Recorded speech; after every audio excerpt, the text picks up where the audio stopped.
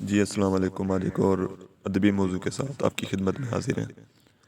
آج ہم بات کرنے والے ہیں قدرت اللہ شہاب کی آپ بیتی شہاب نامہ کے حوالے سے۔ تو سب سے پہلے گزارش یہ ہے کہ ہمارے چینل کو ضرور سبسکرائب کر دیں۔ شہاب نامہ ایک ایسی لازوال کتاب ہے جو کہ قدرت اللہ شہاب کا ایک کارنامہ ہے، اور یہ ادبی دنیا میں ان کے مقام و مرتبے کو اتنی بلندی پر لے جاتا ہے کہ جہاں تک صرف چند ہی خوش قسمت لوگ پہنچ پائے ہیں۔ شہاب صاحب کا ذکر جب بھی ادبی دنیا میں کیا جاتا ہے تو وہ اپنی اسی معروف کتاب یعنی شہاب نامہ کے حوالے سے جانے جاتے ہیں، اور انہوں نے جو کچھ بھی لکھا، مثال کے طور پہ انہوں نے ہجرت کے موضوع پہ لکھا، اور ان کا یہ ناول یا خدا جو کہ ان کے فن کی بلندیوں کو چھو رہا ہے۔ اس کے علاوہ انہوں نے شہاب نامہ کی ابتدا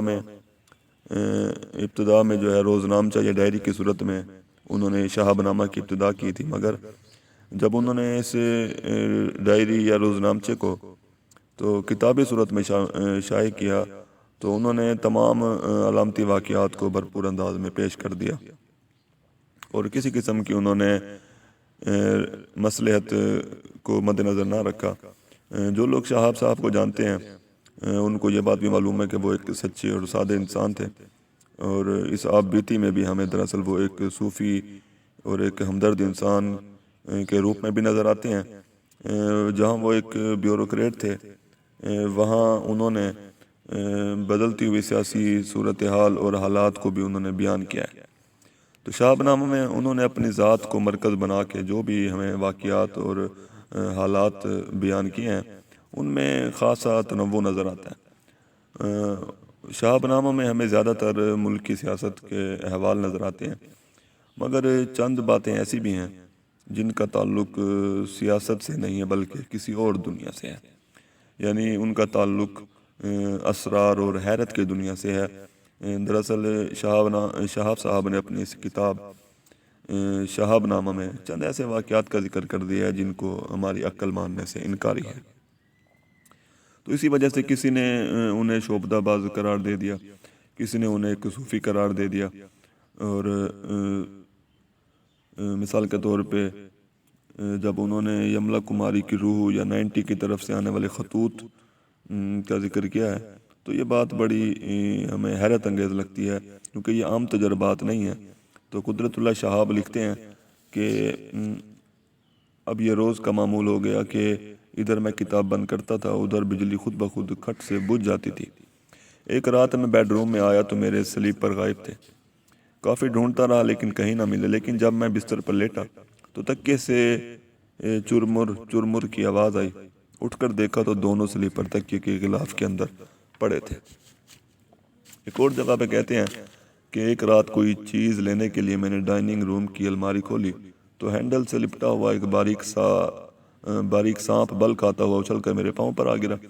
ساتھ ہی الماری میں رکھے ہوئے چینی کے برتن کھٹ کھٹ کھٹ کرتے ہوئے اڑن تشتریوں کی طرح میز پر آ جمع ہوئے۔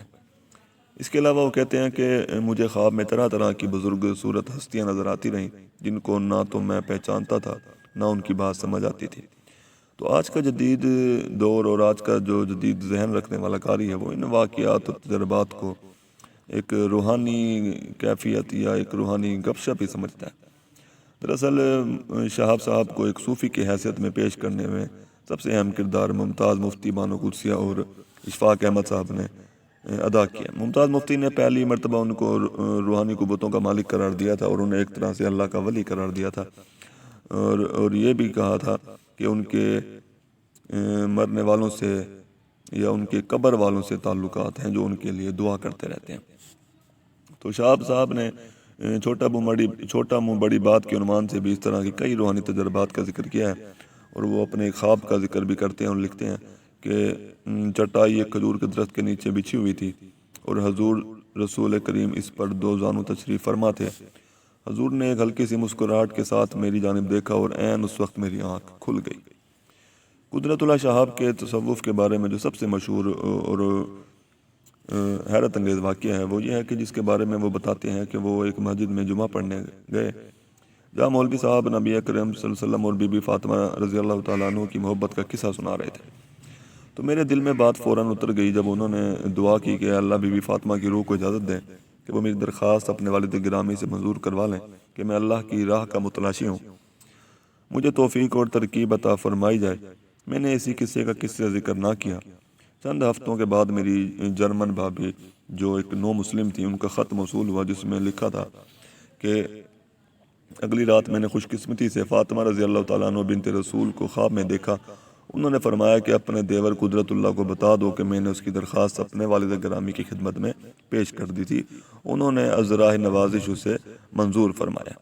تو اشفاق احمد تبصرہ کرتے ہوئے لکھتے ہیں کہ قدرت اللہ شہاب ایک باعمل صوفی تھے۔ تزکیہ نفس کی جن حالتوں سے وہ گزرے، اس کا لازمی نتیجہ ہے کہ وہ پکے صوفی بن گئے ہیں۔ شہاب صاحب بہت پڑھے لکھے انسان تھے، لیکن انہوں نے جس پر اصراریت سے کام لیا ہے، اس سے ایک پڑھا لکھا آدمی عجیب سی فضا میں اور عجیب سے ماحول میں پہنچ جاتا ہے۔ بظاہر انہوں نے جن تجربات کا ذکر کیا ہے وہ ناقابل فہم اور ناقابل یقین ہے۔